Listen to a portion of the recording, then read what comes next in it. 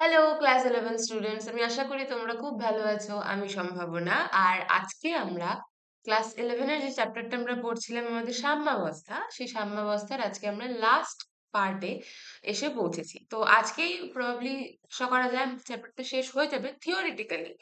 এরপরে যেটা আমরা করব, আমরা এই চ্যাপ্টারের বেশ কিছু কোয়েশ্চেন্স ডিসকাস করব। তো ধরো প্রিভিয়াস ইয়ার কোয়েশ্চেন, বা হচ্ছে ধরো যেরকম টাইপের কোয়েশ্চেন তোমাদের এইচএসে আসতে পারে, সেরকম কিছু কোয়েশ্চেন্স আমরা তোমাদের যে বইগুলো আছে সেখান থেকে নিয়ে আসবো। আর সেই কোয়েশ্চেন্স গুলো আমরা একসাথে এখানে সলভ করব, যাতে সেই জিনিসগুলোর ক্ল্যারিটিটা যেটা আমরা পড়ছি সেটার জিনিসটার যেন কনসেপ্টটা আমরা ধরতে পারি, যে আমরা কতটা বুঝতে পেরেছি।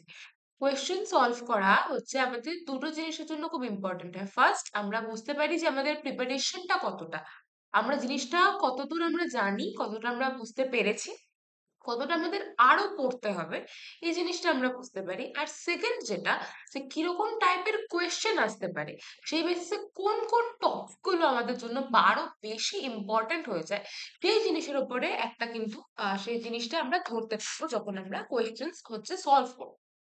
ঠিক আছে? তাহলে এই জিনিসগুলো আমাদের কিন্তু খুব ভালো মতো করে খেয়াল রাখতে হবে।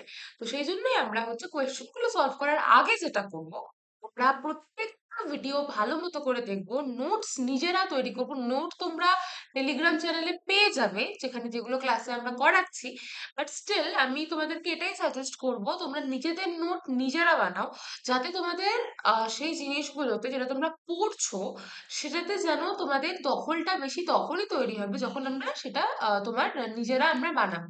এর জন্য আমরা কি করতে পারি, যে যখন আমাদের ধরো যে স্লাইড গুলো আমরা তোমার টেলিগ্রামে যখন পেয়ে যাচ্ছি, সেই জিনিসগুলো আমরা একবার দেখছি। ঠিক আছে, সেই জিনিসগুলো আমরা লিখে নিচ্ছি, যেটা আমাদের মনে হচ্ছে লেখার দরকার আছে। আমরা ভিডিওটা দেখছি, তারপর সবার ভিডিওতে সব যেই কথাগুলো আমি বলছি সব তো আর আমি লিখে দিচ্ছি না। তো সেখান থেকে যে জিনিসগুলো আমাদের মনে থাকছে, দেন আমরা বই ঘাটছি, সেখান থেকে সেই জিনিসগুলোকে আমরা টোটাল জিনিসটাকে ঠিক করছি। তোমাদেরকে আমি রিভিশনের একটা টেকনিক, এটা আমি ক্লাস 11 এর যারা সেমিস্টার দিয়েছিলে, ফার্স্ট ফার্স্ট সেমিস্টারের ক্ষেত্রে আমি কিন্তু তোমাদেরকে একটা রিভিশনের টেকনিকও দিয়েছিলাম। সেটাও কিন্তু তোমরা এখানে ফলো আপ যদি করো, তোমাদের কিন্তু অনেকটা সেখান থেকে তোমরা বেনিফিটেড হবে। ওকে। আচ্ছা, তো সেই জন্য আমরা এখন যেটা করব, যে আমরা এই চ্যাপ্টারটাকে কমপ্লিট করব। এই চ্যাপ্টারটাকে কমপ্লিট করার পরে এটাকে আমরা ভালো মতো করে পড়বো, পড়ে নিয়ে আমরা নেক্সট দিন খাতা পেন নিয়ে একদম সুন্দর করে এসে বসবো। আর আমরা আমাদের যে সমস্ত প্রত্যেকটা কোয়েশ্চেন্স আছে, সেই প্রত্যেকটা কোয়েশ্চেন্স কিন্তু আমরা ভালো মতো করে এখানে করবো একসাথে। ঠিক আছে? বোঝা গেল কথাটা আমার? ওকে। তো এবার তাহলে যে জিনিসটা আমরা স্টার্ট করব, আমাদের কি কি আছে সেই টপিক গুলো দিয়ে। স্টার্ট করার আগেই বলে রাখি, তোমরা চ্যানেলটাকে সাবস্ক্রাইব করে রাখবে, তাদের নোটিফিকেশন আপডেট তোমরা যেন খুব ইজিলি পেয়ে যেতে পারো, তোমাদের যেন সেগুলো নিয়ে কোনো অসুবিধার মধ্যে পড়তে না হয়। ঠিক আছে? বোঝা গেল তাহলে? ওকে। তো এবার আজকে তাহলে আমরা কি কি এই চ্যাপ্টারটার থেকে আমরা পড়ছি। ফার্স্ট আমরা পিএইচ নিয়ে আমাদের কিছু ডিসকাশন করব। পিএইচ কি, কাকে বলে, কিছু কিছু কনসেপ্ট আমাদের কাছে ক্লিয়ার আছে। পিএইচ নিয়ে আমরা আরো কিছু ডিসকাশন আজকের ক্লাসে করব। পিএইচ নিয়ে ডিসকাশন করার পরে যেটা আমরা করব, আমরা দেখব সম আয়ন প্রভাব আমাদের কাকে বলে।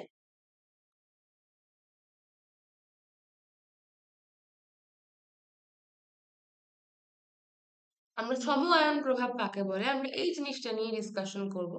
তারপর আমরা দেখব হচ্ছে আমাদের যে বিভিন্ন ধরনের লবণ তৈরি হচ্ছে অ্যাসিড আর ক্ষারের বিক্রিয়ার ফলে, সেই সমস্ত লবণগুলো আমরা দেখব। আর যেটা আমরা মেইনলি দেখবো সেটা হচ্ছে লবণের আর্দ্র বিশ্লেষণ।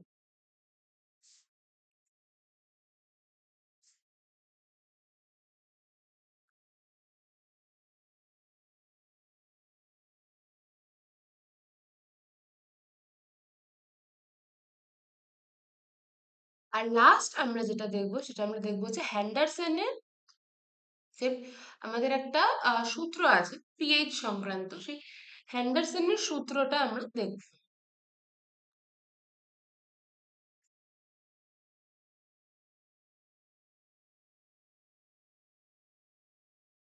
বোঝা গেল?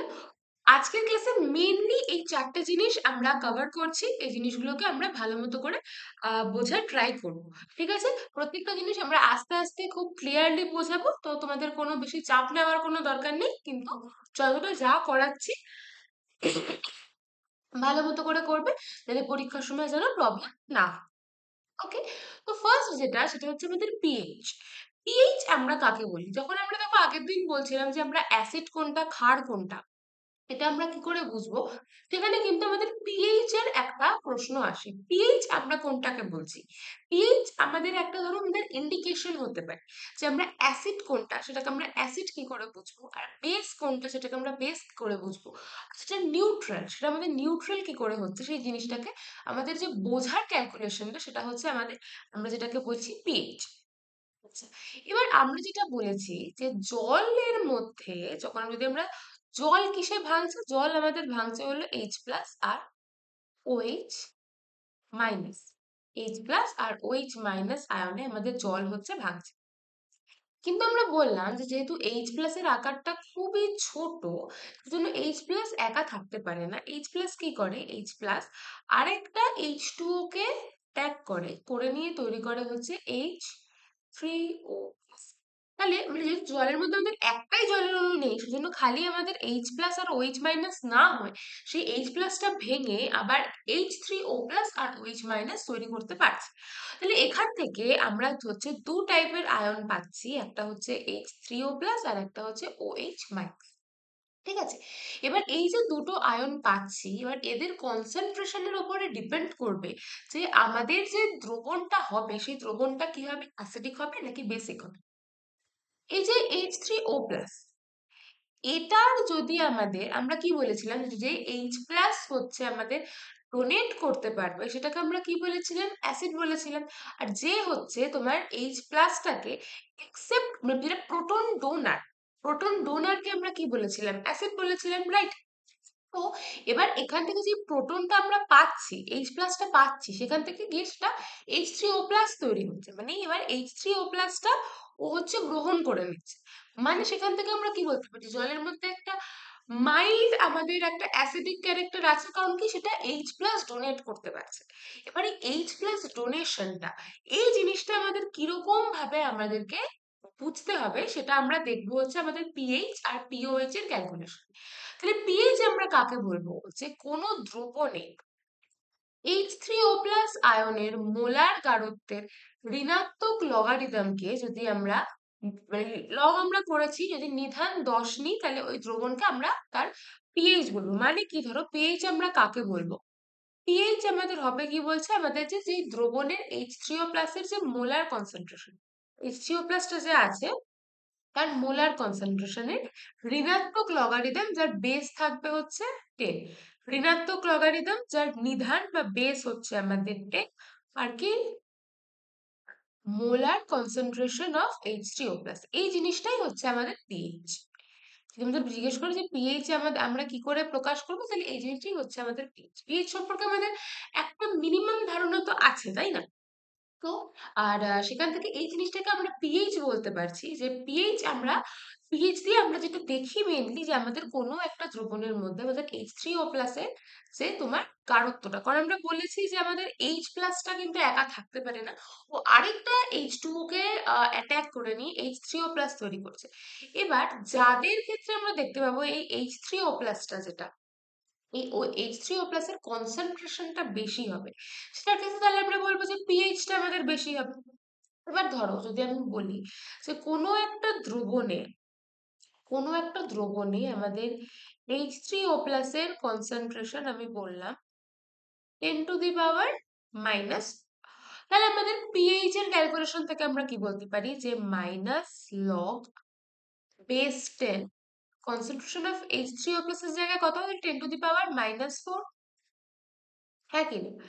এবার আমরা কি জানি যে লগের যদি আমরা লগের প্রপার্টি অনুযায়ী আমরা কি জানি যে এখানে 10 আছে এখানে 10 আছে, তাহলে এই -4টা কি হবে, আগে চলে আসবে, তাহলে এটা কি হবে minus of -4 log 10 base 10, log 10 base 10 কত হয়ে যাবে 1, তাহলে এটা হয় 4। এবার পিএইচ তাহলে আমাদের কত আসছে 4, ঠিক আছে, আমরা কি আসছে পিএইচ আমাদের আসছে 4। এবার আমরা কি জানি যে আমাদের যে পিএইচ হয় এই পিএইচটা আমাদের 1 থেকে 14 অব্দি থাকে। 7-এর নিচে যদি থাকে সেটাকে আমরা বলছি হচ্ছে অ্যাসিডিক, আর যদি 7-এর বেশি হয়ে যায় সেটাকে আমরা বলছি হলো বেসিক। এবার এখানে এটার পিএইচ আসছে হলো 4। পিএইচ যদি 4 আসে তাহলে আমরা কি বলতে পারবো? এটা অ্যাসিডিক, অ্যাসিডিক বলতে পারবো। ওকে, এবার আমাদেরকে পিএইচ সংক্রান্ত কয়েকটা এখানে কথা বলেছে যেটা আমাদেরকে একটু দেখতে হবে। বলেছে দ্রবণে H3O+ আয়নের গাঢ়ত্ব যদি হ্রাস বা বৃদ্ধি পায় তার সঙ্গে পিএইচ এর মান যথাক্রমে হ্রাস বা বৃদ্ধি পাবে। এখানে আমরা দেখলাম এটাতে আমাদের কনসেন্ট্রেশন ছিল হচ্ছে 10⁻⁻⁴। যদি না 10⁻⁻⁴ না হয়ে এই H3O+ এর যে কনসেন্ট্রেশনটা এটা যদি 10⁻⁻² হতো তাহলে আমাদের পিএইচটা এখানে কত হতো? পিএইচটা আমাদের হতো হচ্ছে -log 10⁻²⁻²। তাহলে এটা কত হয়ে যেত? 2। তাহলে আমাদের এটাই বলছে যে যখন হচ্ছে আমাদের এখান থেকে কনসেন্ট্রেশনটা চেঞ্জ হচ্ছে কার? H3O+ আয়নের গাঢ়ত্ব যদি হ্রাস বা বৃদ্ধি পায় তার সঙ্গে দ্রবণের পিএইচ এর মান বৃদ্ধি বা হ্রাস, সেই জিনিসটাই আমরা দেখতে পাচ্ছি। এবার দেখো 10⁻⁻⁴ এটা কি 10⁻⁻⁴ বেশি নাকি 10⁻⁻² বেশি? পাওয়ারটা যখন মাইনাসে তখন 10⁻⁻⁴ টা হচ্ছে বেশি ছোট 10⁻⁻² এর থেকে। যখন আমাদের এই কনসেন্ট্রেশনটা যখন অনেক কম তখন আমাদের পিএইচটা কি হয়ে যাচ্ছে? তখন আমাদের পিএইচটা হচ্ছে বেশি। আর যখন আমাদের পিএইচটা হচ্ছে কম মানে বেশি হচ্ছে তখন মানে কনসেন্ট্রেশনটা যখন কম হচ্ছে তখন পিএইচটার মানটা কি হচ্ছে যে বেশি। এই জিনিসটাই কিন্তু এখানে আমাদেরকে বলেছে। আচ্ছা, এবারে বলেছে যে দ্রবণ যত বেশি আম্লিক তার পিএইচ এর মান তত কম। তাহলে আমরা কি বললাম? দেখো এটার পিএইচ এর মান 4, এটার পিএইচ এর মান 2। যেটা বেশি আম্লিক তার পিএইচ এর মান কম হয়। তার মানে কি এটা বেশি আম্লিক, তার পিএইচ এর মান তত কম হয়, এবং যে দ্রবণ যত কম আম্লিক তার পিএইচ এর মান তত বেশি হয়। ক্লিয়ার এতটুকু? তার মানে এ দুটোর মধ্যে বেশি আম্লিক কোনটা? এটা। আর কম আম্লিক কোনটা? এটা। Okay. এবার আমাদেরকে দেখতে হবে যে পিওএইচ, পিওএইচ কে যে কোনো দ্রবণে OH মাইনাস মানে আমাদের যেটা OH মাইনাস আয়নের যে মোলার গাঢ়ত্বটা আছে সেটাকে যদি আমরা সেম ভাবে প্রকাশ করি তাহলে সেটাকে আমরা কি বলবো? সেটাকে আমরা বলবো হচ্ছে আমাদের পিওএইচ। মানে আমাদের পিওএইচ টা কি হবে? পিওএইচ টা হবে হচ্ছে আমাদের -log base 10 concentration of OH minus. এটা হচ্ছে আমাদের পিওএইচ, যেটা এটা আমাদের পিওএইচ এর মান। ক্লিয়ার? এবার আমাদের বলছে যে পিওএইচ সংক্রান্ত কয়েকটা তথ্য তাহলে আমাদের লাগবে, যে পিএইচ এর মতো OH মাইনাস আয়নের মোলার গাঢ়তের বৃদ্ধি বা হ্রাসের সঙ্গে সঙ্গে দ্রবণের পিওএইচ এর মান যথাক্রমে হ্রাস বা বৃদ্ধি পায়, সেম আমাদের আগেরটার মতন। এবং যে দ্রবণটি যত বেশি ক্ষারধর্মী তার পিওএইচ এর মান তত কম হয়, এবং যে দ্রবণ যত কম ক্ষারধর্মী তার পিএইচ এর মান তত বেশি। আমরা জানি যে আমাদের আমরা পিএইচ স্কেল আছে, এখানে দেখো পিএইচ স্কেল বলছে মানে কোনো দ্রবণের অম্লত্ব বা ক্ষারত্ব যে স্কেল অনুযায়ী হচ্ছে মাপা হয় তাকে হচ্ছে পিএইচ স্কেল বলা হয়। আচ্ছা, এবার আমাদের ধরো এরকম একটা স্কেল থাকে, যেটা হচ্ছে এরকম একটা স্কেল থাকে যার মাঝামাঝি থাকে হচ্ছে 7। এবার এই 7-এর কম যেগুলো হয়, 7-এর কম এগুলোকে আমরা বলি হচ্ছে আম্লিক, 7-এর বেশি যেগুলো হয় সেগুলোকে আমরা বলি হচ্ছে ক্ষারীয়। ঠিক আছে? আর 7টাকে আমরা বলবো হচ্ছে প্রশম। 7টাকে আমরা কি বলবো? প্রশম। মানে কি এটা না আম্লিক না ক্ষারীয়, এটা হচ্ছে নিউট্রাল। তাহলে এবার এখান থেকে এটা আমরা বুঝলাম যেটা আমাদের স্কেল বলছে, যে স্কেল থেকে আমরা বুঝতে পারছি যে কোনটা আমাদের আম্লিক কোনটা আমাদের ক্ষারীয়। এবার এই স্কেলে ধরো এখানে আমরা যেটা দেখলাম আমরা 2 আছে, এখানে 4 আছে। তাহলে যেটা যত আমার বাঁ দিকে যাবে সেটা আমার তত বেশি হচ্ছে আম্লিক হবে। তার মানেটা কি? যে -2 যেটা এটা হচ্ছে আমার বেশি আম্লিক,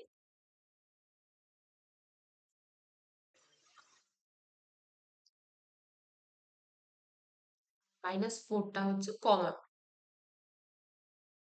যদি আমরা 2 আর 4 এর মধ্যে কম্পেয়ার করি তাহলে। এবার এখানে আমাদের আছে ধরো 9 আছে, 11 আছে। যত আমরা এদিকে যাবো আমাদের ক্ষার ধর্মিতাটা তত বাড়তে থাকবে। তার মানে এটা 11টা আমার কি হয়ে যাবে? 11টা আমার হয়ে যাবে হচ্ছে বেশি ক্ষারীয়,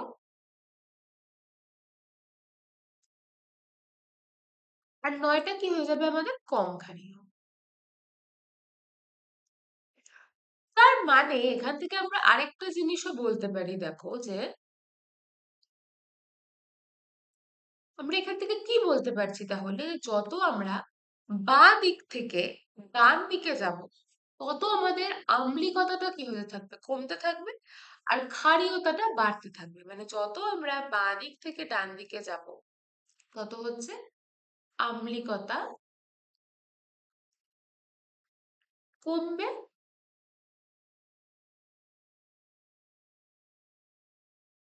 ক্ষারীয়তা বাড়বে। আর যত আমরা বাঁ দিক থেকে ডান দিক থেকে বাঁ দিকে যাব, যত আমরা ডান দিক থেকে বাঁ দিকে যাব, এদিক থেকে যত আমরা এদিকে যাব তত আমাদের আম্লিকতা বাড়বে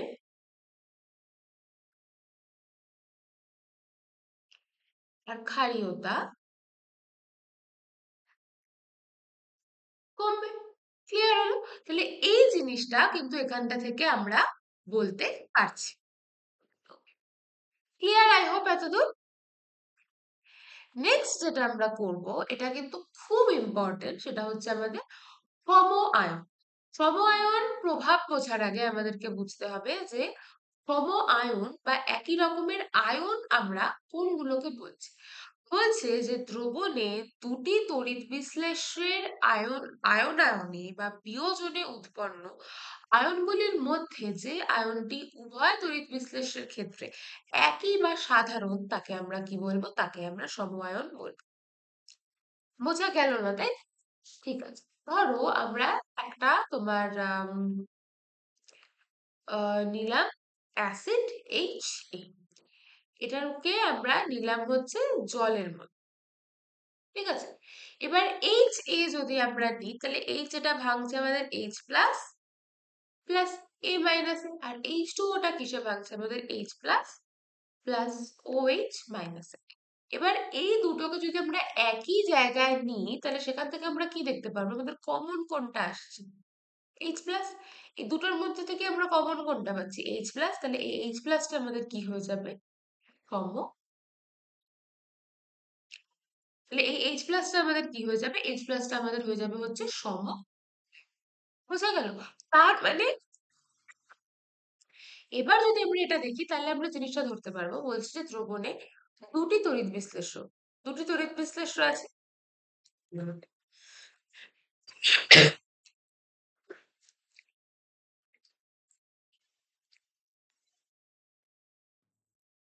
এবার এদের আয়নন বা বিয়োজনে উৎপন্ন আয়নগুলির মধ্যে যে আয়নটি উভয় তড়িৎ বিশ্লেষের ক্ষেত্রে একই বা সাধারণ তাকে আমরা কি বলছি, সম আয়ন। তাহলে এই দুটোর বিশ্লেষণের ফলে আমরা এখান থেকেও H প্লাস পাচ্ছি, এখান থেকেও H প্লাস পাচ্ছি। তাহলে দুটোর ক্ষেত্রে যখন আমরা H প্লাস পাচ্ছি তাহলে এক্ষেত্রে আমাদের কমন আয়নটা কোনটা, এক্ষেত্রে আমাদের কমন আয়নটা হচ্ছে H প্লাস। ঠিক আছে, এবার আমাদের কোনো একটা দ্রবণের ক্ষেত্রে, কোনো একটা সলিউশনের ক্ষেত্রে যদি আমরা দেখি যে দুটো আমাদের তড়িৎ বিশ্লেষ্য পদার্থ বিশ্লেষিত হয়ে একই রকমের আয়ন দিচ্ছে, তার জন্য আমাদের দ্রবণের মধ্যে কিছু টাইপের পরিবর্তন লক্ষ্য করা যায়। এবার কি টাইপের পরিবর্তন লক্ষ্য করা যায় সেটার উপর যদি আমরা ডিপেন্ড করি তাহলে সেখান থেকে আমরা যেটা পাই সেটা হচ্ছে কি, আমাদের সেটা হচ্ছে আমাদের সমআয়ন প্রভাব। মানে সমআয়নের জন্য আমাদের কি প্রভাব পড়ছে সেটা আমরা কি দিয়ে বুঝবো, সমআয়ন প্রভাব। বলছে মৃদু তড়িৎ বিশ্লেষ্য দ্রবণে সম আয়ন সম্পন্ন তীব্র তড়িৎ বিশ্লেষ্য পদার্থ যদি যোগ করা হয় তাহলে উক্ত মৃদু তড়িৎ বিশ্লেষের আয়নায়ন মাত্রা আমরা পড়েছি, আয়নায়ন মাত্রা কি পায়, হ্রাস পায়।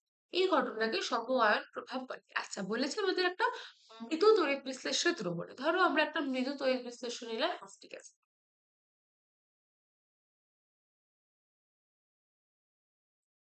এটা কি, এটা আমাদের একটা মৃদু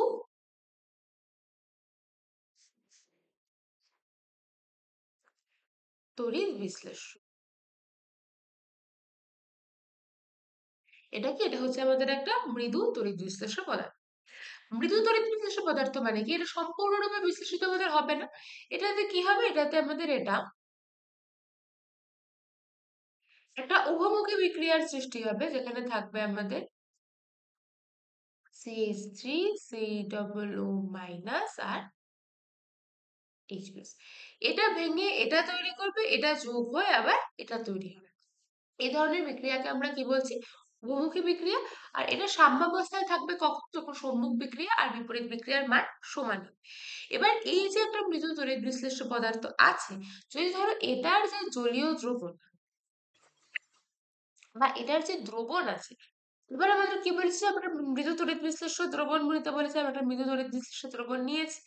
এবার এখানে যদি আমরা একটা বলেছি সম আয়ন সম্পন্ন তীব্র তড়িৎ বিশ্লেষ্য পদার্থ যোগ করি।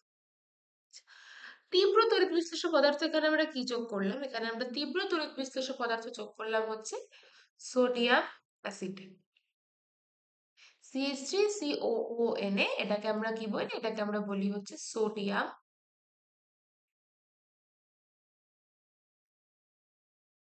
অ্যাসিড।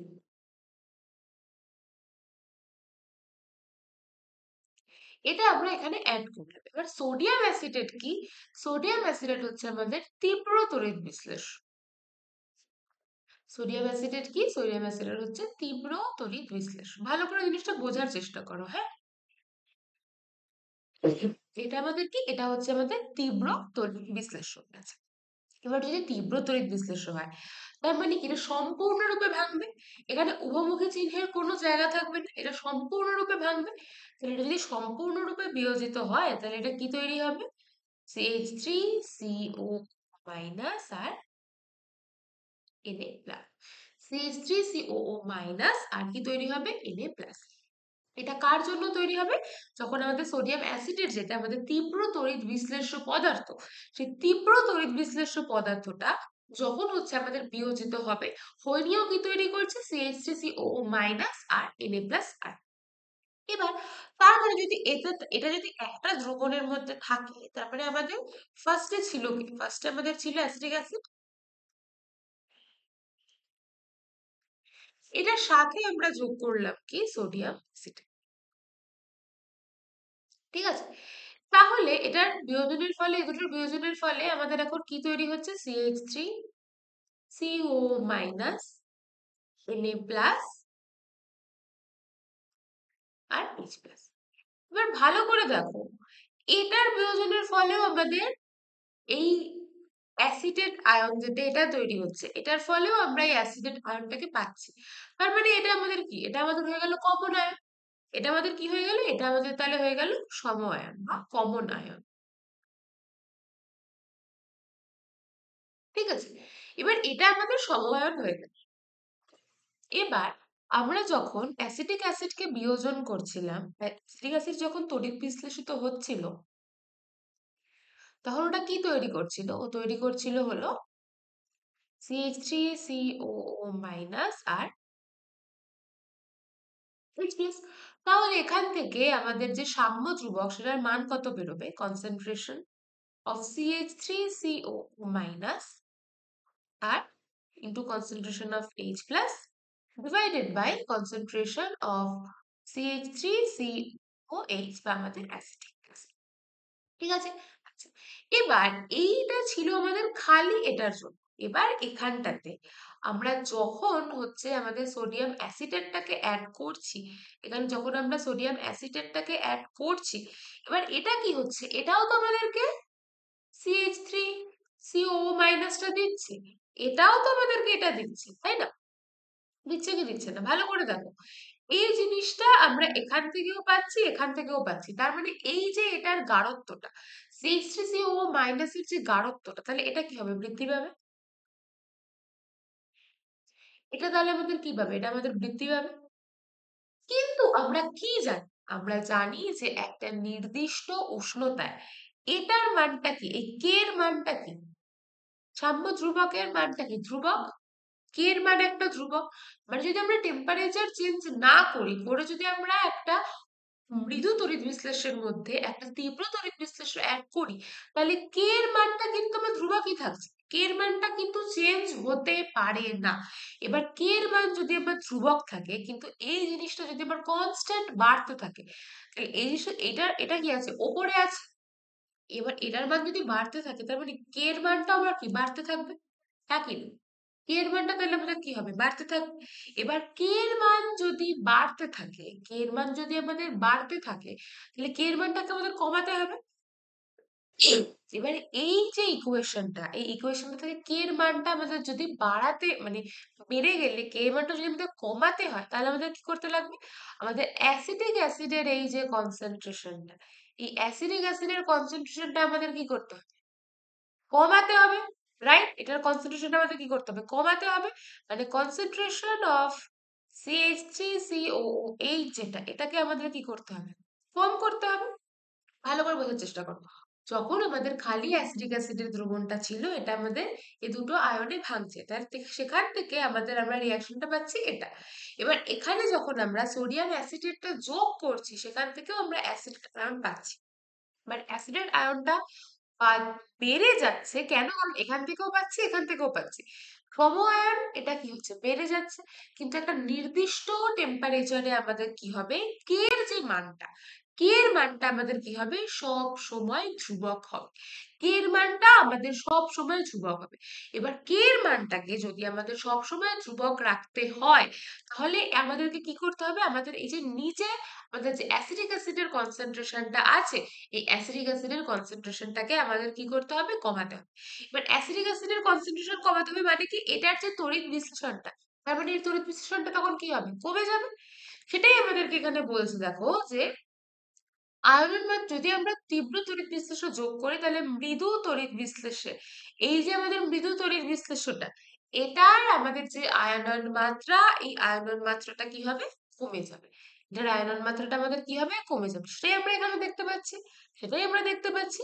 তো সেই জন্য আমরা কি বলবো যে সমআয়ন প্রভাব আমাদের কি হয়, যখন আমাদের একটা মৃদু তড়িৎ বিশ্লেষ্য পদার্থের মধ্যে, যেমন অ্যাসিডিক অ্যাসিড, আমরা যদি একটা তীব্র তড়িৎ বিশ্লেষ্য পদার্থ দিই, যেমন সোডিয়াম অ্যাসিটেট, তাহলে এই বিক্রিয়াটার সময় কি হবে? আমাদের যে অ্যাসিডিক অ্যাসিড, সেই অ্যাসিডিক অ্যাসিডের ক্ষেত্রেও আমরা অ্যাসিটেট আয়ন পাচ্ছি, আর আমরা সোডিয়াম অ্যাসিডের ক্ষেত্রেও অ্যাসিডেট আয়ন পাচ্ছি। মানে অ্যাসিডেট আয়ন সম আয়ন হিসেবে কাজ করছে, যার জন্য অ্যাসিড আয়নের যে আমাদের মোলারিটিটা, আমাদের যে মোলার গাঢ়ত্বটা, সেই মোলার গাঢ়ত্বটা কি হচ্ছে? বৃদ্ধি পাচ্ছে। আর মোলার গাঢ়ত্ব বৃদ্ধি পাওয়ার জন্য আমাদের কি হবে? যে আমাদের কে এর মানটা বেড়ে যাওয়ার চান্সেস থাকবে। কিন্তু কে এর মান কি সবসময় ধ্রুবক? সেই মানটাকে আমাদের যদি বাড়াতে হয়, কে এর মানটাকে যদি আমাদের বেড়ে গেছে, সেটা যদি আমাদের মানে বাড়াতে হয়, যদি আমাদের কে এর মানটা বেড়ে গেছে, সেটা যদি এখন আমরা কমাই, তাহলে আমাদের কি করতে হবে? এটাকে আমাদেরকে কমিয়ে দিতে হবে। আমাদের এই আয়নের মানটাকে কমাতে হবে। এবার আমাদের যদি CH3COOH থেকে আমাদের CH3CO মাইনাস আর H+ তৈরি হচ্ছিল, এবার যদি এখান থেকে আমরা সেই কন্ডিশনটা দেখছি, যখন হচ্ছে মেশানোর পরে, আমাদের সোডিয়াম অ্যাসিডটা মেশানোর পরের কন্ডিশন। এবার তখন কি হচ্ছে? যদি সম্মুখ বিক্রিয়া আরো বাড়ে, মানে যদি আমাদের এটা বিয়োজিত হয়ে এটা তৈরি হওয়াটা আরো বাড়ে, সম্মুখ বিক্রিয়া হলে কি হবে? এটার উৎপাদনটা আরো বাড়বে, এটা আরো বেশি করে উৎপন্ন হবে। কিন্তু সেটা তো আমাদের এখানে ফিজিবল না। আমাদেরকে তো কে এর মানটাকে তোমার নরমাল রাখতে হবে, ঠিকঠাক রাখতে হবে। তার জন্য কি হবে? এটার উৎপাদনটা আমাদের কমাতে হবে, যার জন্য কি সম্মুখ বিক্রিয়া যেটা, সম্মুখ বিক্রিয়ার হার কি হবে? কমবে।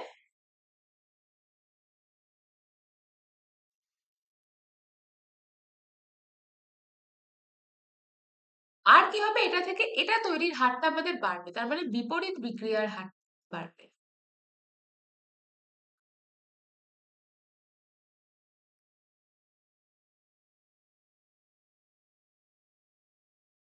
বোঝা গেল? তার মানে আমাদেরকে হয় এটাকে কমাতে হবে, এটাকে বাড়াতে হবে। তাই না? আমাদের এটা যদি কমাই, তাহলে এটার মান হচ্ছে কমবে, এটা যদি বাড়াই, এটার মান তাহলে হচ্ছে আমাদের কমবে। তার জন্য কি করতে হবে? আমাদের এই জিনিসটা এখানে হবে, যেখান থেকে, তার মানে কি, এটা আগেই ছিল মৃদু, এখন এটার বিশ্লেষণটা কি হচ্ছে? তড়িৎ বিশ্লেষণটা আরো কমে যাচ্ছে, মানে মৃদু তড়িৎ বিশ্লেষণটা আমাদের আরো কমে যাচ্ছে। এই জিনিসটা এখান থেকে কিন্তু আমরা পাচ্ছি। বোঝা গেল কথাটা? সমআয়ন প্রভাব কিন্তু খুবই ইম্পর্টেন্ট, প্রচন্ড ইম্পর্টেন্ট একটা কনসেপ্ট, সেটা হচ্ছে আমাদের সমআয়ন প্রভাব। তোমরা যদি পরবর্তীকালে কেমিস্ট্রি নিয়ে পড়াশুনো করো, তোমরা তখন বুঝতে পারবে যে এই জিনিসগুলো থেকে আরো কত ডেপথে পড়াশুনো করা যায়। এটা নিয়ে আমাদের রিসার্চ ওয়ার্কের ক্ষেত্রে, রিয়াকশন ফিল্ডের ক্ষেত্রে এটা কতটা আমাদেরকে হচ্ছে ইম্পর্টেন্ট একটা অ্যাসপেক্ট দিচ্ছে। এই জিনিসটা তখন আরো অনেকটা বেশি করে পড়বো। তার জন্য আমাদের এখন কি করতে হবে? জিনিসগুলোকে ভালো মতো করে আমাদেরকে পড়ে রাখতে হবে। ক্লিয়ার? এবার আমরা দেখবো আমাদের লবণের আর্দ্র বিশ্লেষণ। আচ্ছা, তো যে জিনিসগুলো আমরা এতক্ষণ দেখলাম, তাহলে আমরা দেখি আমাদের কি কি দেখা হলো। আমরা পিএইচ সম্পর্কে আমরা একটা আইডিয়া পেয়েছি। আমরা সম আয়ন প্রভাব, এটাও আমরা দেখেছি। এখন যেটা আমরা দেখতে যাচ্ছি সেটা হচ্ছে আমাদের লবণের আর্দ্র বিশ্লেষণ। আমরা কি দেখতে যাচ্ছি? লবণের আর্দ্র বিশ্লেষণ। তাহলে লবণের আর্দ্র বিশ্লেষণ আমরা কি জানি? যে যখন আমাদের কোনো একটা অ্যাসিড আর একটা বেসের রিয়াকশন হয়, মানে আমাদের যখন একটা অ্যাসিড আর একটা ক্ষারক, এর বিক্রিয়ায় আমরা কি পাই? আমরা পাই হচ্ছে লবণ আর জল। তার মানে এই যে লবণটা আছে, এই লবণের মধ্যে আমরা কি পাচ্ছি? একটা অ্যাসিডের পার্ট পাচ্ছি,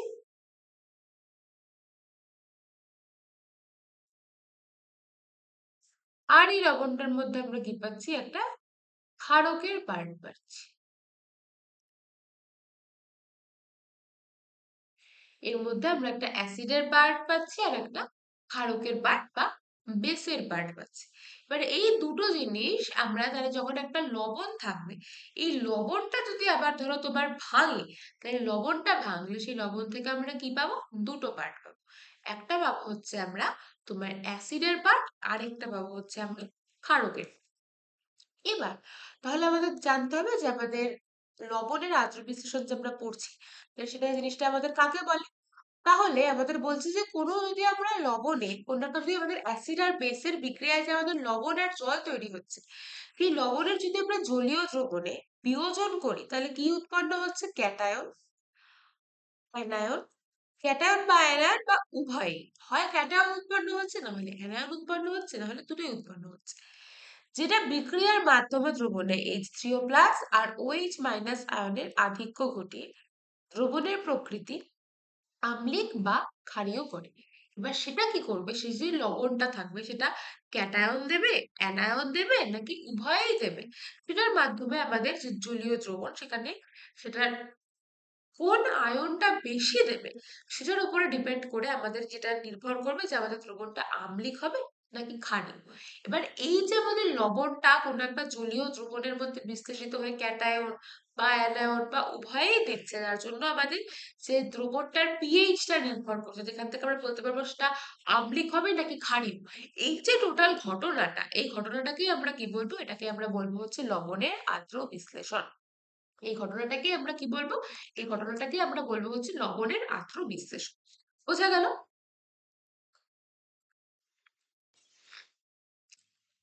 এবার লবণের আর্দ্র বিশ্লেষণ এই জিনিসটা আমাদের, এটাকে আমরা কয়েকটা পার্টে এটাকে আমরা ভাগ করতে পারি। এটাকে আমরা কয়েকটা পার্টে ভাগ করতে পারি। আমরা কি জানি? আমাদের অ্যাসিড দু টাইপের হয়। একটা মৃদু অ্যাসিড, যেটা হচ্ছে আমাদের বেশি পরিমাণে বিশ্লেষিত হতে পারছে না, সে আমাদের মৃদু অ্যাসিড। আর যেটা হচ্ছে সম্পূর্ণরূপে বিশ্লেষিত হতে পারছে, সেটা কি? আমাদের তীব্র অ্যাসিড। ক্ষারকও দু টাইপের হচ্ছে, একটা হচ্ছে আমাদের মৃদু ক্ষারক, রাইট? একটা হচ্ছে আমাদের তীব্র ক্ষারক। এবার এই আমাদের তাহলে যে লবণগুলো তৈরি হবে, এই লবণগুলো আমাদের কিসের মাধ্যমে তৈরি হবে? ধরো আমাদের কোনো একটা তীব্র অ্যাসিড আছে, সেই তীব্র অ্যাসিডের সাথে যদি আমরা একটা তীব্র ক্ষারকের বিক্রিয়া করি, তাহলে এখান থেকে আমরা একটা লবণ পাবো। ধরো আমাদের কোনো একটা তীব্র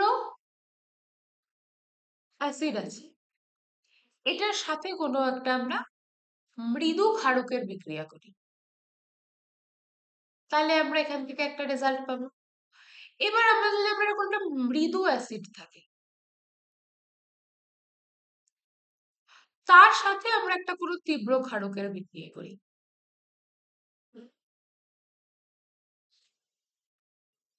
তাহলে এটা আমরা একটা পাচ্ছি। আর আমরা কি পাবো? যদি আমাদের কোনো ধরো মৃদু অ্যাসিড আর আমাদের কোনো একটা মৃদু ক্ষারক বিক্রিয়া করে,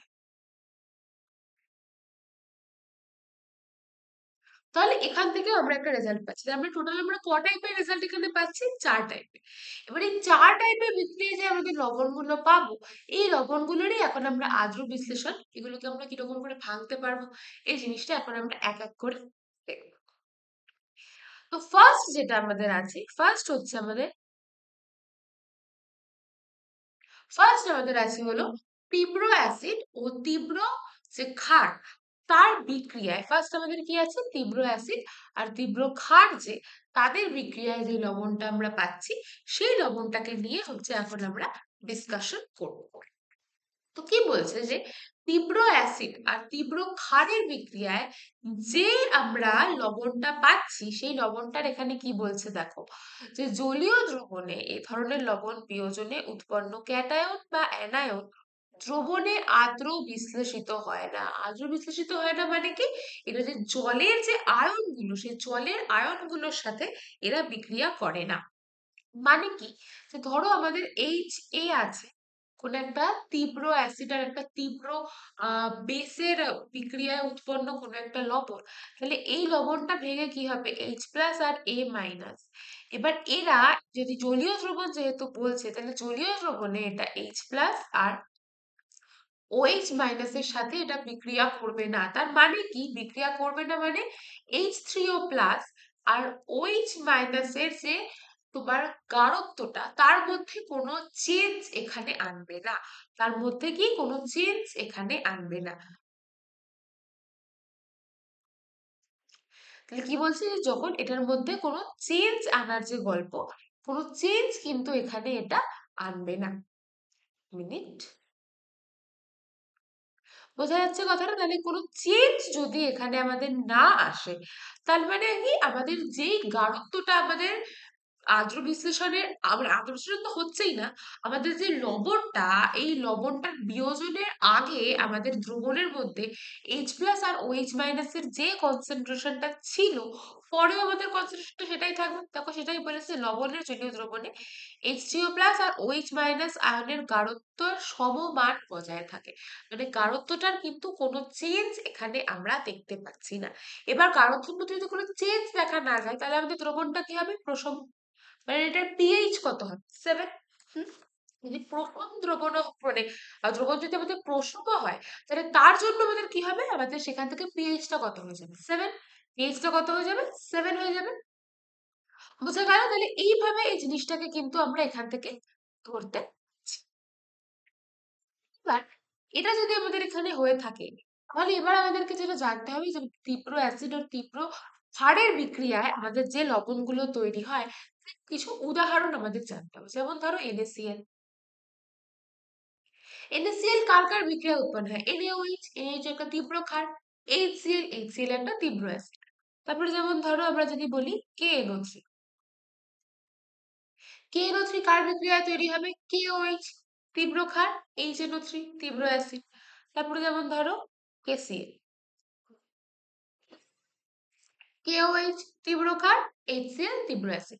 তাহলে এগুলো কি? এগুলো হচ্ছে আমাদের উদাহরণ। বোঝা গেল? তাহলে এটা আমাদের কার উদাহরণ হচ্ছে? তীব্র অ্যাসিড আর তীব্র ক্ষারকের বিক্রিয়ায় যে আমাদের আহ মানে তোমার যে লবণ তৈরি হয়, তার আদ্র বিশ্লেষণের ফলে আমরা কি পাচ্ছি, সেখানে আমরা দেখতে পাচ্ছি এটা কিন্তু জলে আদৌ আদ্র বিশ্লেষিত হচ্ছে না, এটা জাস্ট বিয়োজন হচ্ছে। কিন্তু এটা জলীয় দ্রবণ, তাহলে কি হচ্ছে? আমাদের প্রশম হচ্ছে। জলীয় দ্রবণটা আমাদের কি হচ্ছে? প্রশম হচ্ছে। ওকে, নেক্সট হচ্ছে আমাদের মৃদু ক্ষারক। যদি আমরা কোনো একটা তীব্র অ্যাসিডের বিক্রিয়া করি, ক্ষারকটা আমাদের মৃদু, কিন্তু যদি আমরা অ্যাসিডটা তীব্র হয়, এ ধরনের বিক্রিয়ার ফলে, এ ধরনের আমাদের কোন যে বিক্রিয়ায় যে লবণটা তৈরি হবে, তাহলে এই ধরনের লবণের যদি আমরা আদ্র বিশ্লেষণ করি, তাহলে এখান থেকে আমরা কিরকম ধরনের রেজাল্ট তোমার পাচ্ছি। বলছে যে এ ধরনের লবণের জলীয় দ্রবণে লবণের বিয়োজনে উৎপন্ন ক্যাটায়ন দ্রবণে আদ্রবস্ত্রিত হয়। শুধুমাত্র ক্যাটায়নটা, যেটা শুধুমাত্র ক্যাটায়ন কি করে? জলের সাথে বিক্রিয়া করে। অ্যানায়ন জলের সাথে বিক্রিয়া করে না। শুধুমাত্র ক্যাটায়ন যেহেতু জলের সাথে বিক্রিয়া করে, তাই জন্য মৃদু ক্ষারক আর তীব্র অ্যাসিডের বিক্রিয়ায় যে উৎপন্ন লবণ, এই ধরনের লবণের যে তোমার আদ্র বিশ্লেষণটা হয়, এই ধরনের আদ্র বিশ্লেষণকে আমাদের কি বলে? ক্যাটায়নিক আদ্র বিশ্লেষণ। খুব ইম্পর্টেন্ট। এই ধরনের আদ্র বিশ্লেষণকে কি বলা হয়? ক্যাটায়নিক আদ্র বিশ্লেষণ। কেন ক্যাটায়নিক আদ্র বিশ্লেষণ? কারণ শুধুমাত্র এই ধরনের লবণের আদ্র বিশ্লেষণে ক্যাটায়নই আদ্র বিশ্লেষিত হয়, অ্যানায়ন আদ্র বিশ্লেষিত হয় না। যদি শুধুমাত্র ক্যাটায়ন আদ্র বিশ্লেষিত হয়, তার মানে আমাদের দ্রবণে কি হবে? H2O প্লাস এর আধিক্য দেখা যাবে। যদি H2O প্লাস এর আধিক্য দেখা যায়, তার মানে আমাদের দ্রবণটা কি হবে? আম্লিক। যদি H2O প্লাস এর আধিক্য দেখা যায়, তাহলে দ্রবণটা আমাদের কি হয়ে যাবে? আম্লিক। এই ধরনের আমাদের যে তোমার লবণ আছে, এদের কি ধরনের আমাদের? মৃদু ক্ষারক আর তীব্র অ্যাসিড। এর আমরা উদাহরণ কি বলতে পারি? NH4Cl। ক্ষার আমাদের মৃদু, কিন্তু আমাদের অ্যাসিডটা হচ্ছে তীব্র। এ ধরনের কি বললাম আমরা? যে আমাদের ক্ষারটা মৃদু। এটা কার দ্বারা তৈরি হয়? NH4OH। NH4OH একটা মৃদু ক্ষার। আর কি? HCl। HCl একটা তীব্র অ্যাসিড। এটা কি? মৃদু ক্ষার। আর এটা তীব্র অ্যাসিড। তাহলে এই ধরনের যে আমাদের বিক্রিয়া থাকে, সেখানে একটা উদাহরণ আমাদের হয়ে গেল কি? NH4Cl। তারপরে আমাদের উদাহরণ হতে পারে AlCl3। তারপরে আমাদের হতে পারে আমাদের অ্যামোনিয়াম সালফেট।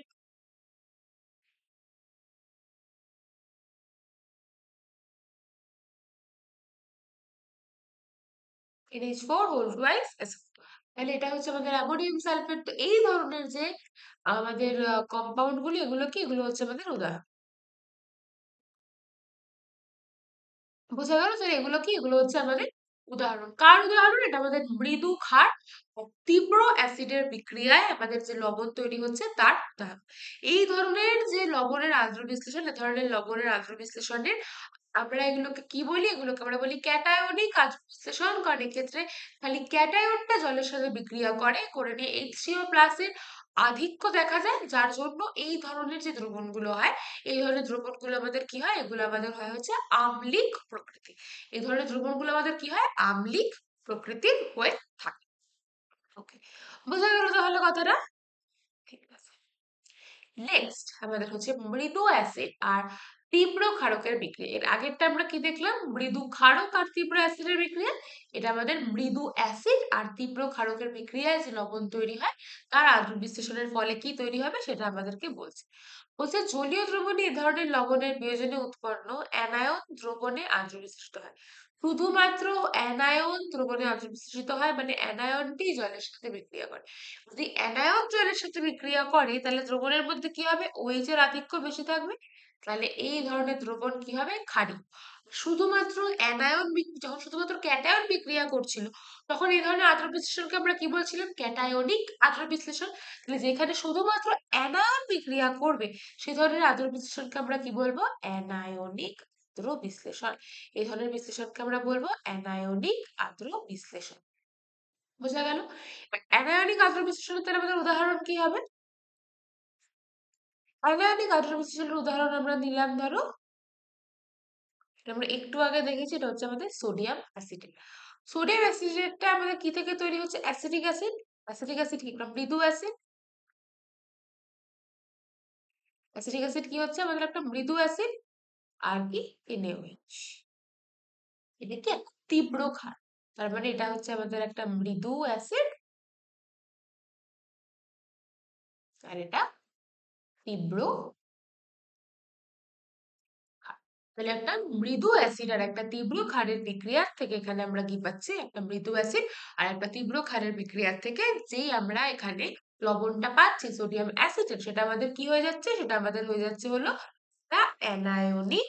এটা কি? একটা অ্যানায়নিক আদ্র বিশ্লেষণের উদাহরণ। এটা একটা এমন লবণ যেটার আদ্র বিশ্লেষণটা আমাদের কি হচ্ছে? অ্যানায়নিক আদ্র বিশ্লেষণ। নেক্সট নেক্সট হচ্ছে মৃদু অ্যাসিড আর মৃদু ক্ষারকের বিক্রিয়ায় উৎপন্ন লবণের আদ্র বিশ্লেষণ। মৃদু অ্যাসিড আর মৃদু ক্ষারক, আমাদের যদি অ্যাসিডটাও মৃদু হয়, আমাদের যদি ক্ষারকটাও মৃদু হয়, তাহলে এই ধরনের আমাদের যে বিক্রিয়ায় উৎপন্ন হবে লবণ, সেই লবণের আমাদের আদ্র বিশ্লেষণটা কিরকম হবে? বলছে যে এই ধরনের লবণের বিয়োজনে উৎপন্ন ক্যাটায়ন অ্যানায়ন উভয়ই জলের সাথে বিক্রিয়া করে। ক্যাটায়নটাও যেমন জলের সাথে বিক্রিয়া করে, অ্যানায়নটাও তেমন জলের সাথে বিক্রিয়া করে। এবার এই লবণের দ্রবণ প্রশমও হতে পারে, এই জায়গাটা খুব ইম্পর্টেন্ট, প্রশমও হতে পারে, আম্লিক হতে পারে, ক্ষারীয় হতে পারে। তিন ধরনের হতে পারে। আমরা দেখলাম তীব্র যদি দেখবে অ্যাসিড ক্ষারক দুটোই যদি আমাদের তীব্র হয়ে থাকে, সেক্ষেত্রে আমরা কি দেখলাম, এটা আমাদের হচ্ছে প্রশম। দেখলাম আমরা যদি আমাদের ক্ষারকটা মৃদু হয় কিন্তু আমাদের অ্যাসিডটা তীব্র হয়, সেক্ষেত্রে আমরা কি দেখতে পেলাম, সেক্ষেত্রে দেখতে পেলাম আমরা খালি ক্যাটায়নটা বিশ্লেষিত হচ্ছে, সেখান থেকে আমাদের কি হচ্ছে, আম্লিক হয়ে যাচ্ছে। সেখান থেকে কি হচ্ছে, এটা আমাদের আম্লিক হচ্ছে। আর আমরা কি দেখলাম, যে যদি আমাদের তোমার যে ক্ষারকটা, যদি ক্ষারকটা আমাদের কি হয়ে থাকে, তীব্র, আর যদি অ্যাসিডটা আমাদের হয়ে থাকে মৃদু, তো সেখান থেকে আমরা কি দেখলাম, সেখান থেকে আমরা দেখলাম, এই দেখো, সেখান থেকে আমরা দেখলাম যে মৃদু অ্যাসিড আর তীব্র ক্ষারকের ফলে আমরা কি দেখলাম, আমাদের অ্যানায়নিক তৈরি হচ্ছে। তারপরে সেখান থেকে আমরা দেখলাম যে তিনটের প্রত্যেকটার ক্ষেত্রে আমরা হয় প্রশম পাচ্ছি, না হলে আম্লিক, না হলে ক্ষারীয়। কিন্তু এখানে বলছে এটা প্রশমও হতে পারে, আম্লিকও হতে পারে, ক্ষারীয়ও হতে পারে। এবার সেটা কি করে হবে, সেটা নির্ভর করবে কার উপরে, দ্রবণের লবণের বিয়োজনে উৎপন্ন ক্যাটায়ন ও অ্যানায়নের তীব্রতার উপর। যেহেতু ক্যাটায়নটাও এখানে আমাদের তোমার মৃদু, আর অ্যানায়নটাও মৃদু, মানে ক্যাটায়নটা আমাদের কিসের থেকে আসছে, তোমার একটা মৃদু অ্যাসিড থেকে, অ্যানায়নটা আসছে কোনো একটা মৃদু ক্ষারকের থেকে। এবার এখান থেকে যেহেতু দুটোই মৃদু, তাহলে কোনটা বেশি মৃদু? যদি ক্ষারকটা বেশি মৃদু থাকে, তার মানে কি অ্যাসিডের পরিমাণটা বাড়বে, তখন এটা হয়ে যাবে কি অ্যাসিডিক। যদি ক্ষারকের পরিমাণটা বেশি থাকে অ্যাসিডের তুলনায়, মানে তীব্রতাটা, তাহলে সেখান থেকে কি হয়ে যাবে, এটা ক্ষারীয়। তো যদি দুটোর পরিমাণই সেম হয়, তাহলে সেটা কি হয়ে যাবে, প্রশম। তাহলে সেটা নির্ভর করবে যে আমাদের যে অ্যাসিড আর যে ক্ষারটা আমাদের আসছে, এদের যে বিক্রিয়াটা যে আমাদের হবে সেটার তীব্রতাটার উপরে, এদের রিলেটিভ তীব্রতাটা, মানে এদের নিজেদের তুলনায় প্রত্যেকটা কিরকম তীব্রতা দেখাচ্ছে, সেটার উপরে জিনিসটা হচ্ছে এখানে আমাদের ডিপেন্ড করবে। বোঝা গেল কথাটা? তো যদি এদের তীব্রতা সমান হয় তাহলে এটাই হবে প্রশম। ক্যাটায়নের তীব্রতা অ্যানায়ন অপেক্ষা বেশি বা কম হলে দ্রবণটি কি হয়ে যাবে, আম্লিক বা দ্রবণটা কি হয়ে যাবে, আম্লিক বা ক্ষারীয়। এর উদাহরণ আমাদের কি হতে পারে,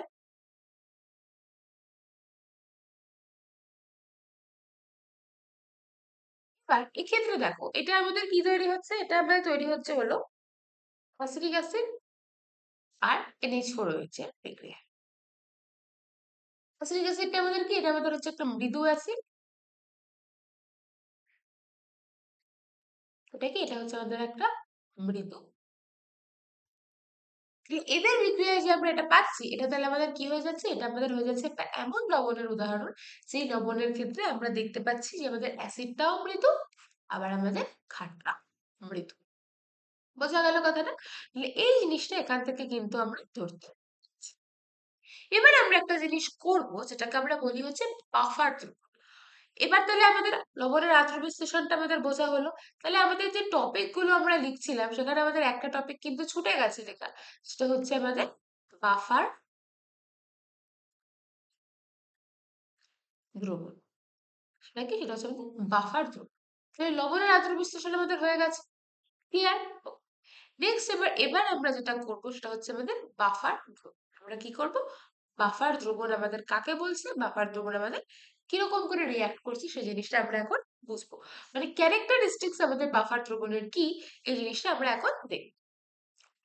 বলছে যেসব দ্রবণ, বাফার দ্রবণ কি বলছে, যেসব দ্রবণ বাইরে থেকে সামান্য পরিমাণ অ্যাসিড বা ক্ষারক যোগ করলেও দ্রবণের পিএইচ এর মানের কোনো পরিবর্তন হয় না, ওদের আমরা কি বলি, বাফার দ্রবণ বলি। আমরা কি জানি, কোনো একটা যদি আমাদের দ্রবণ থাকে, সেই দ্রবণে যদি আমরা বাইরে থেকে অ্যাসিড যোগ করি, সেই দ্রবণটা কি হয়ে যাবে, অ্যাসিডিক হয়ে যাবে। যদি বাইরে থেকে আমরা ক্ষার যোগ করি, তো সেই দ্রবণটা কি হয়ে যাবে, ক্ষারকীয় হয়ে যাবে। কিন্তু বাফার দ্রবণ কি হয়, বাফার দ্রবণ হচ্ছে একটা এমন দ্রবণ, সেটাকে এমন ভাবে বানানো হয়েছে, সেখানে যদি আমরা কোনো সামান্য পরিমাণে যদি আমরা সেখানে অ্যাসিড যোগ করি, তাহলে কি সেটার পিএইচ এর কোনো পরিবর্তন হবে না। যদি সামান্য পরিমাণে ক্ষারকও যোগ করি, তাহলেও সেটার পিএইচ এর কোনো পরিবর্তন হবে না। এই ধরনের দ্রবণকে আমরা কি বলবো, এই ধরনের দ্রবণকে আমরা বলবো হচ্ছে বাফার দ্রবণ। আর বাফার দ্রবণ আমাদের কি কি টাইপের হতে পারে, যদি কোনো একটা মৃদু অ্যাসিড আর তার অতি দ্রাব্য লবণের আমরা কোনো একটা জলীয় দ্রবণ নিই, সেটা কি বাফার রূপে কাজ করবে, মানে সেটা এমন ভাবে কাজ করবে যে সেটার মধ্যে যদি আমরা অল্প পরিমাণে অ্যাসিড বা অল্প পরিমাণে বেস দিই, সেটার আমাদের কোনো রকম কোনো চেঞ্জ হবে না, কিসে কোনো রকম কোনো চেঞ্জ হবে না, পিএইচ। যেমন ধরো যদি আমরা বলি মৃদু অ্যাসিড বলেছে, যেহেতু আমরা নিলাম হচ্ছে সোডিয়াম সোডিয়াম বলছি, আমরা লিখলাম হচ্ছে অ্যাসিটিক অ্যাসিড। আর তার অতি দ্রাব্য লবণ, তার অতি দ্রাব্য লবণ আমাদের কি? Sodium acid. এবার এই দুটোর যে আমাদের জলীয় দ্রবণের যে মিশ্রণ, এটা কি? এটা আমাদের হবে হচ্ছে বাফার। মানে এই মিশ্রণটা যদি আমরা তৈরি করি এবং যদি আমরা খুব অল্প পরিমাণে অ্যাসিড দিই বা খুব অল্প পরিমাণে বেস দিই, তাহলে এটার মধ্যে কিন্তু আমরা কোনো রকমের পিএইচ এর চেঞ্জ দেখতে পারবো না। সেটা পিএইচটা না আমাদের কমে যাবে বেশি, না আমাদের বেড়ে যাবে বেশি, যার জন্য আমরা পিএইচ এর চেঞ্জ দেখতে পাবো। এটা কিন্তু প্রসম রূপেই আচরণ করবে। ক্লিয়ার? নেক্সট কি? যদি আমরা কোনো আগেরটা আমরা দেখলাম কোনো মৃদু অ্যাসিড আর তার তীব্র দ্রাব্য লবণ, মৃদু অ্যাসিড, আর সেই মৃদু অ্যাসিডটার হচ্ছে কোনো অতি অতি দ্রাব্য লবণ, তার যদি আমরা একটা কোনো জলীয় দ্রবণ নিই। এবার যদি আমরা কোনো মৃদু ক্ষারক নিই আর তার অতি দ্রাব্য লবণের সাথে আমরা যদি বিক্রিয়া করি, তাহলে আমরা এখান থেকে কি নিতে পারি? ধরো আমরা নিলাম অ্যামোনিয়া আর NH4।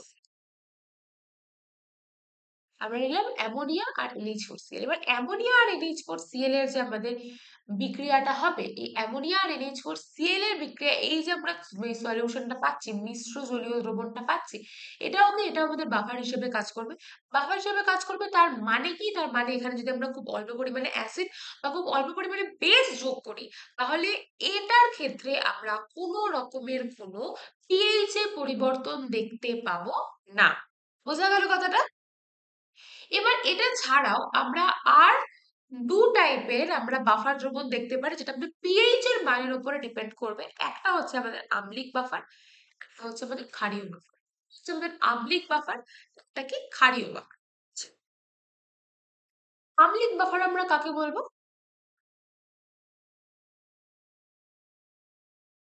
যেই বাফার দ্রবণ মানে কি? যেই দ্রবণের মধ্যে যদি আমরা অল্প পরিমাণে অ্যাসিড বা অল্প পরিমাণে ক্ষার যোগ করি, তাহলে সেটার পিএইচ এর কোনো চেঞ্জ হচ্ছে না। কিন্তু আম্লিক বাফার কি? যে এই দ্রবণটার, আম্লিক বাফারের যে দ্রবণের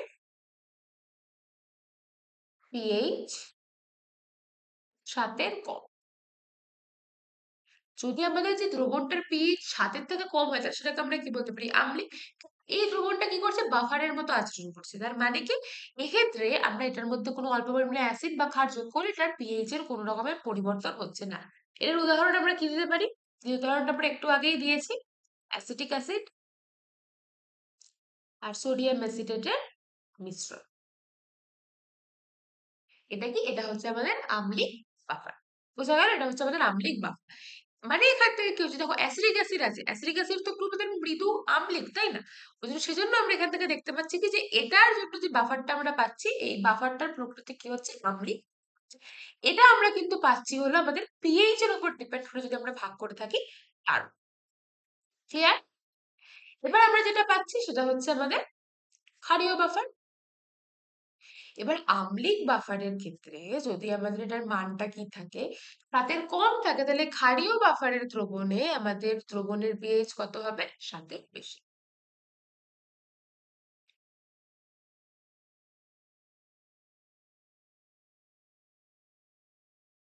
তাহলে আম্লিক বাফারের ক্ষেত্রে আমরা দেখলাম 7-এর কম, এটার ক্ষেত্রে আমরা দেখলাম 7-এর বেশি। এক্ষেত্রে উদাহরণ কি হবে? এটাও আমরা একটু আগে দেখেছি, অ্যামোনিয়া আর অ্যামোনিয়াম ক্লোরাইডের মিশ্রণ। বোঝা গেল? অ্যামোনিয়া আর অ্যামোনিয়াম ক্লোরাইডের মিশ্রণ। ক্লিয়ার? তাহলে এই জিনিসগুলো এখান থেকে কিন্তু আমরা দেখতে পাচ্ছি, এদের উদাহরণগুলো কিন্তু আমাদের জন্য খুব ইম্পর্টেন্ট হবে, কারণ পরীক্ষায় এই সংক্রান্ত কিন্তু অনেক কোয়েশ্চেন আমাদের আসতেই পারে। ঠিক আছে? এইবার আমরা যে জিনিসটা দেখবো, এটাও আমাদের কিন্তু খুব খুব ইম্পর্টেন্ট। সেটা হচ্ছে আমাদের বাফার দ্রবণে, যদি আমাদের বাফার দ্রবণ হয়, সেখানে পিএইচ নির্ণয়ের সমীকরণ, যেটাকে আমরা কি বলছি? হ্যান্ডারসন সমীকরণ, যেটাকে আমরা বলছি হ্যান্ডারসন সমীকরণ।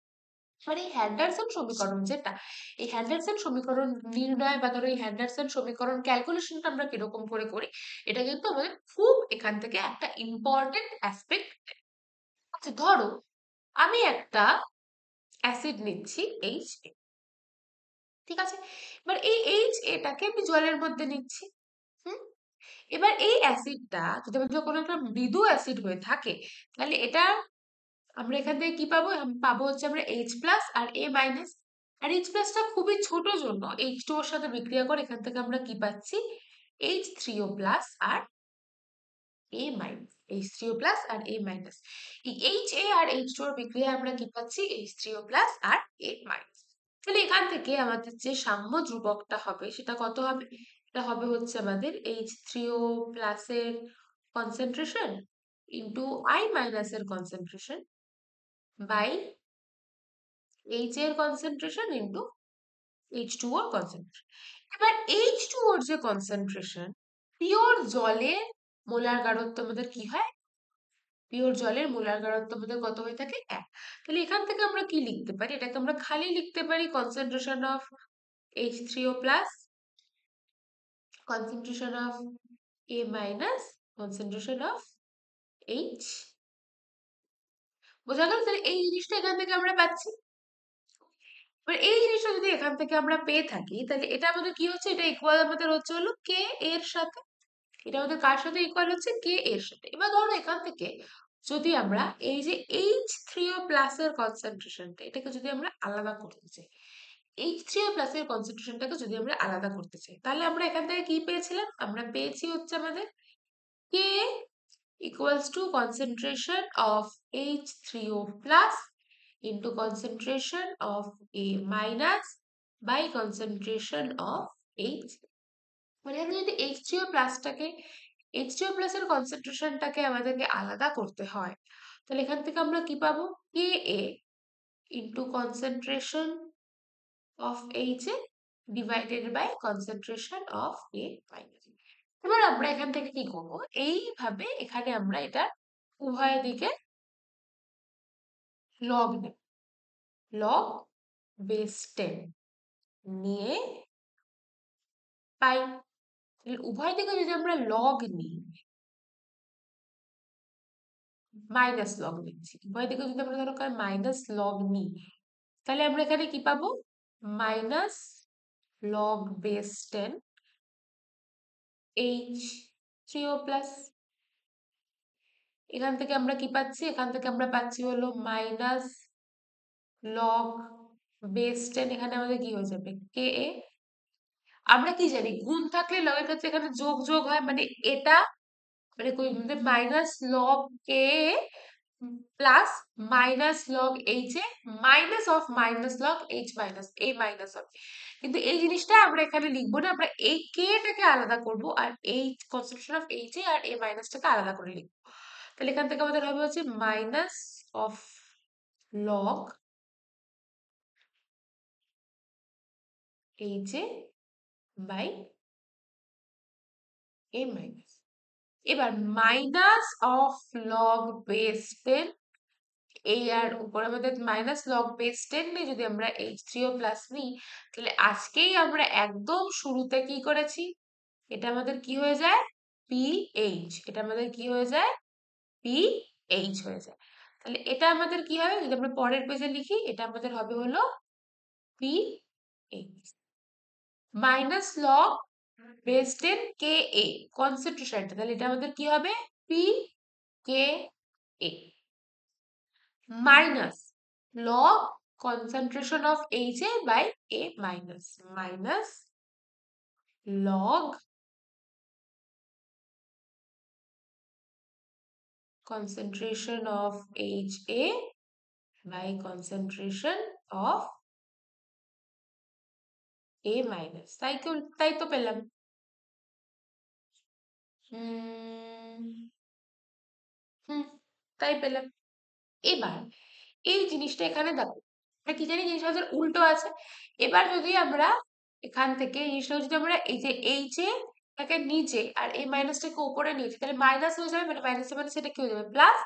তাহলে এটা আমাদের হবে হচ্ছে pK a plus log base 10 concentration of A minus by concentration of H।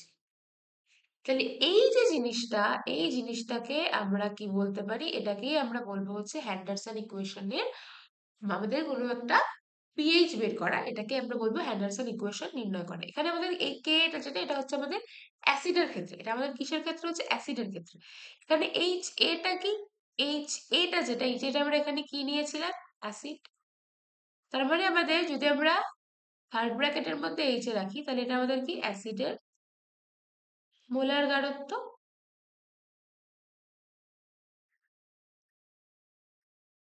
তাই তো?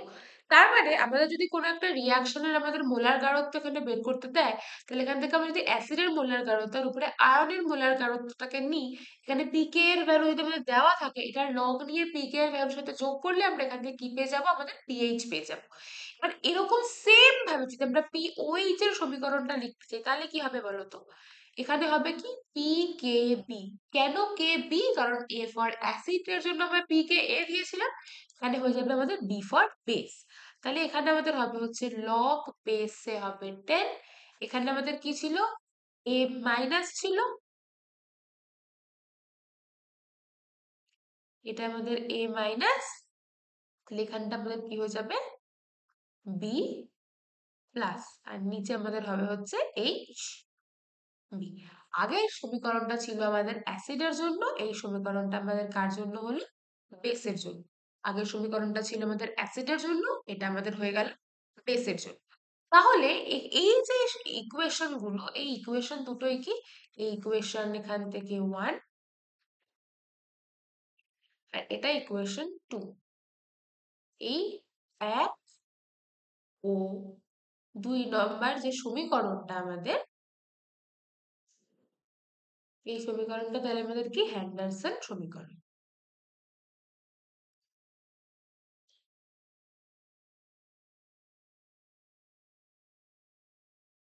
ঠিক আছে, তাহলে আমরা সমীকরণ বের করতে পারবো। এই যে আমাদের সমীকরণগুলো, এগুলো আমাদের ভালো করে মনে রাখতে হবে। কেন রাখতে হবে? কারণ এখান থেকে আমাদের পরবর্তীকালে অনেক কোয়েশ্চেন আমরা কিন্তু সলভ করতে পারবো। তাহলে আমরা দেখে নিই আমরা আজকে কি কি করেছি। আমাদের পিএইচ হয়ে গেছে, সম আয়ন প্রভাব হয়ে গেছে, লবণের আদ্র বিশ্লেষণ হয়ে গেছে, বাফার আমরা করে ফেলেছি, অ্যান্ডারসনের সমীকরণও কিন্তু আমরা বের করা শিখে গেছি। ঠিক আছে, তাহলে আজকের এই যে ক্লাসটা, এটার সাথে আমরা কি শেষ করছি? এটার সাথে আমরা শেষ করছি আমাদের যেই কনসেপচুয়াল পার্টটা আমাদের জানার ছিল আমাদের ইকুইলিব্রিয়াম চ্যাপ্টারে, আমাদের যে সাম্যাবস্থা চ্যাপ্টারে, সেই জিনিসটা আমরা কিন্তু এখান থেকে জেনে গিয়েছি। এইবার আমরা যেটা করব নেক্সট ক্লাসে, সেটা আমরা করব হচ্ছে কোয়েশ্চেন প্র্যাকটিস। কোয়েশ্চেন প্র্যাকটিসের কিন্তু কোনো বিকল্প হয় না। নেক্সট ক্লাসে আমরা কি করব? আমরা কোয়েশ্চেন প্র্যাকটিস করব। ঠিক আছে, আমি আশা করি তোমরা জিনিসগুলো ভালো মতো করে বুঝতে পেরেছো। তোমরা পড়াশোনা করে রাখবে একদম, যাতে নেক্সট ক্লাসে আমরা যখন কোয়েশ্চেন সলভ করবো তোমাদের যেন কোনো প্রবলেম ফেস করতে না হয়। এই ক্লাসের পিডিএফ তোমরা টেলিগ্রাম চ্যানেলে পেয়ে যাবে। আমি তোমাদেরকে সাজেস্ট করবো তোমরা টেলিগ্রাম চ্যানেল জয়েন করে রাখো। আর কি, তোমরা ভালো মতো করে পড়াশোনাগুলোকে করতে থাকো। আমাদের দেখা হবে নেক্সট ক্লাসে।